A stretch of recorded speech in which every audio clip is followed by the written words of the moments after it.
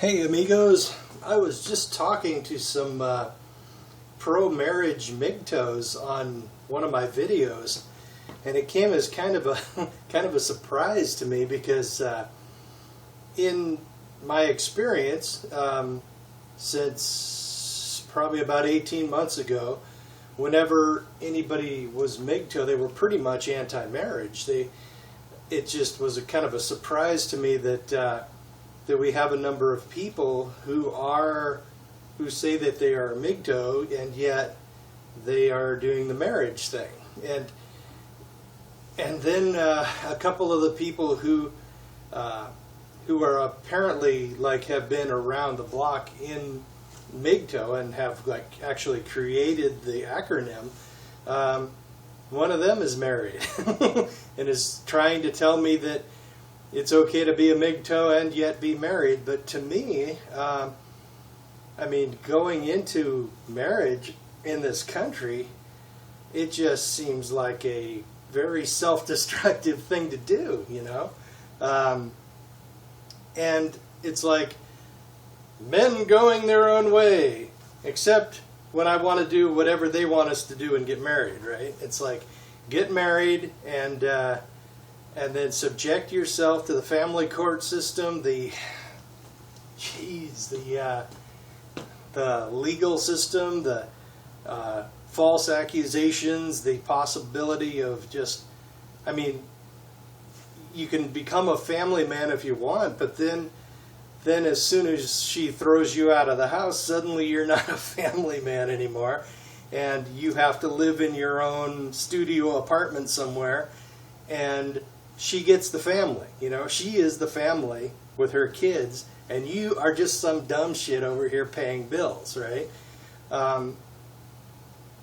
Being a MGTOW and getting married seems to me to be a lot like being on strike. They call it a marriage strike. It's like being on strike and then crossing the picket line when your shift is starting and going to work for the company, and then at the end of your shift, and whenever you get some spare time, you stand on the picket line. MGTOW.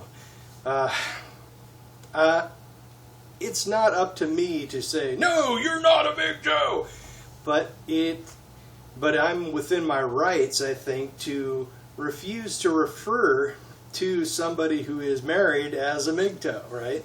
They can call themselves whatever they want.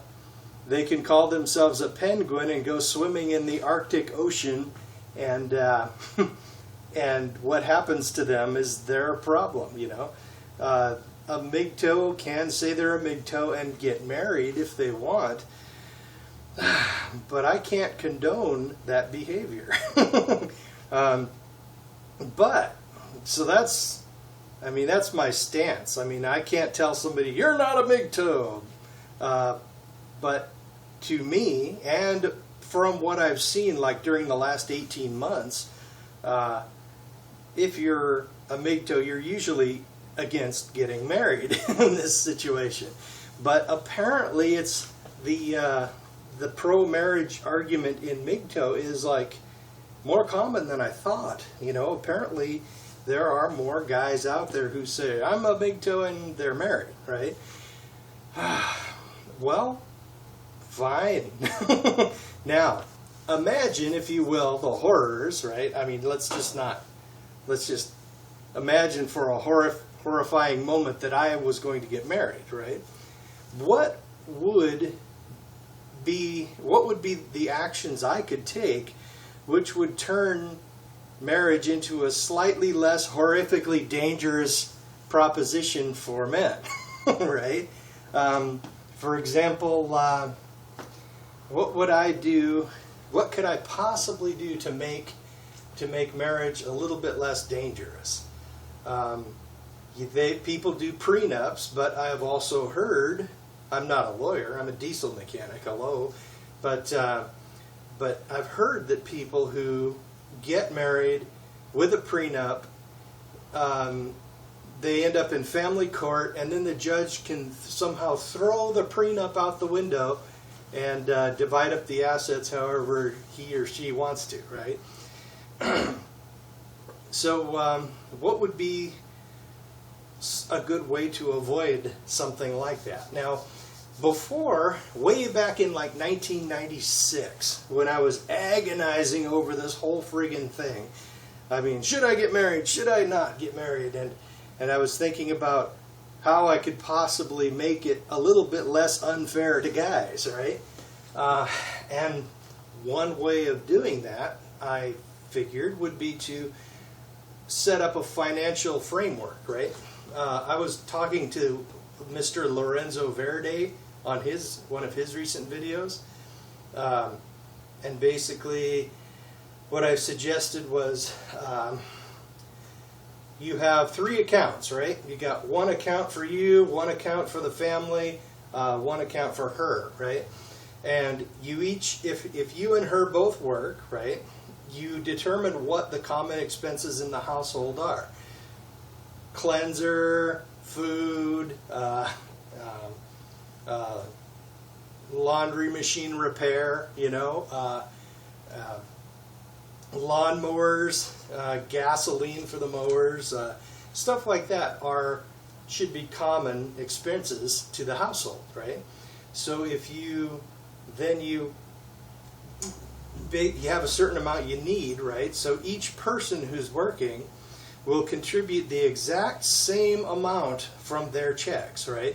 Even if she makes half of what you make, you considering the way hypergamy works, generally you're going to be the one who's earning the most money, and she has the idea probably that she's just going to coast along, riding you like a horse, and spending all your friggin' money.